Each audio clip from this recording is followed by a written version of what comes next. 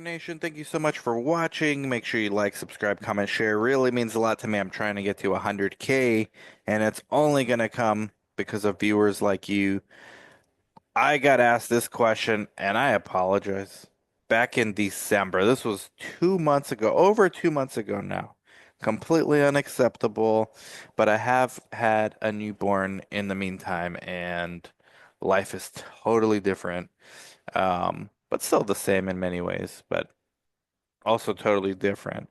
So, my apologies to the comment. Mike, the resourceful analyst, is the one who made this comment, and it's a public comment, so I don't mind mentioning him. Let me get into it. If I'm not mistaken, this was my question for you. He's replying to another video where he asked another question. See, ask questions, comment, leave comments. I will get to them if they're good, if I think they're interesting. Some of them, honestly, are not so interesting, like, where's your Kindle book? Well, underneath my video are links to all those things. So they're underneath there.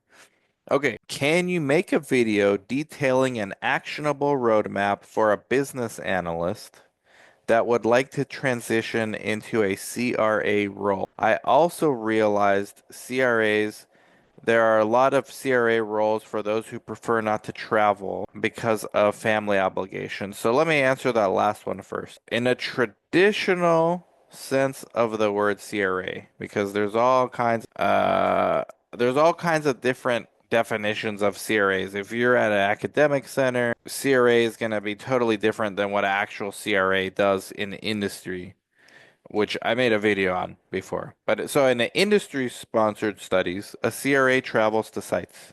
A CRA doesn't interact with patients.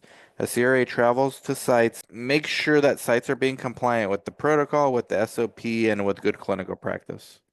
So CRAs are mentoring sites, working with sites, policing sites, making sure sites are compliant, whatever phrase you want to use, they should be doing a little bit of all of that, in my opinion. Now, in the industry, they travel a lot. And especially when you're going to be a new CRA, you're going to travel a whole lot. There are roles like remote monitors. Typically, more biotechs do this, and they don't usually give it to entry-level people.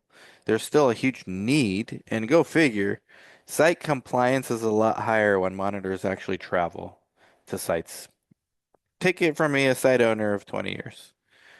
Now, back to your other question about business analysts. For business analysts, it's very generic. So, what a business analyst actually does, um, focuses on understanding business needs, analyzing data, and improving processes, skills.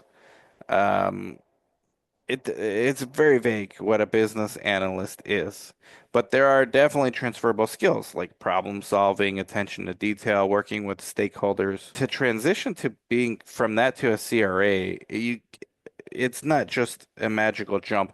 Unless you're already a business analyst, like for a CRO, biotech company would probably be even better. I still think for a business analyst, the fastest way to become a CRA is through the site level again.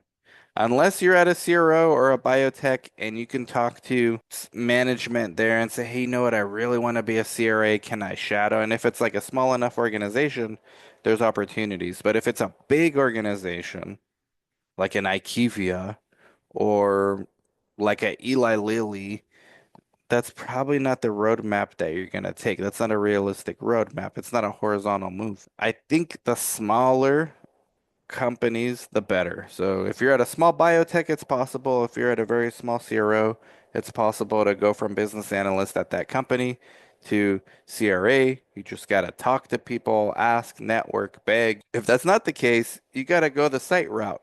So all roads lead back to the site. Why? Because the site is where the action is. The site is where the rubber meets the road.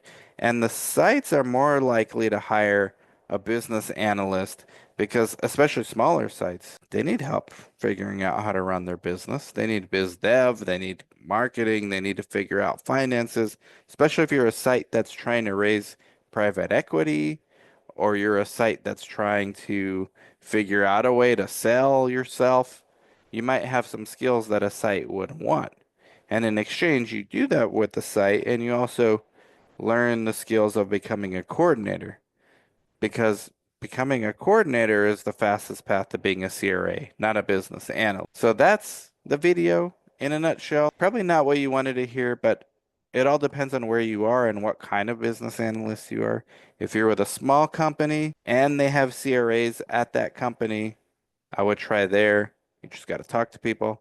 If that's not the case, which I suspect it might be, you got to go the site route. Look for a site that's small enough, but not too small, but small enough to like start looking to expand itself and actually needing the skill set of a business analyst.